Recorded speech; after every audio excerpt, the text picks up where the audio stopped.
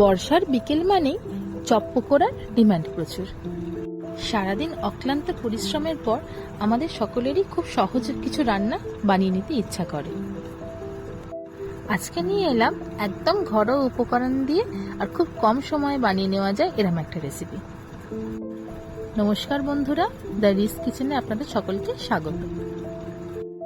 আজ যেটা বানাবো তার জন্য লাগবে 100 গ্রাম বিউলির ডাল, যেটাকে আমি 4 থেকে 5 ঘন্টা ভিজিয়ে বেটে নিয়েছি।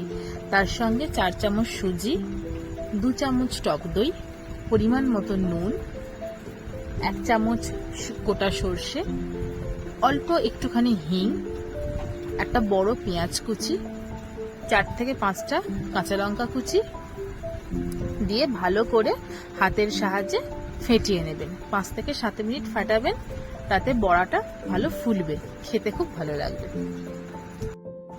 আর একটু গোটা কারি পাতাও দিয়ে নেবেন।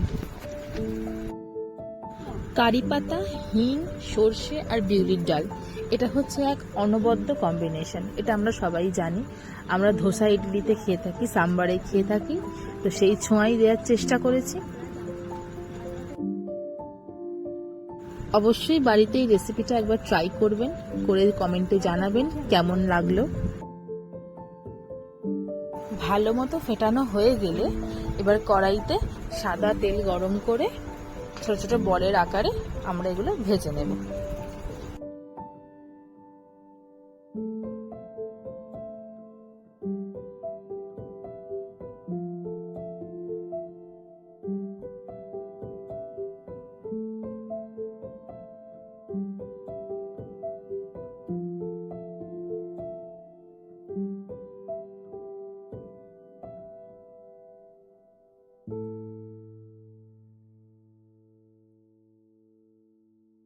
আঁচটা একটু মিডিয়াম করে রাখবেন, খুব হাই করবেন না, তাহলে বড়াগুলো পুড়ে যাবে।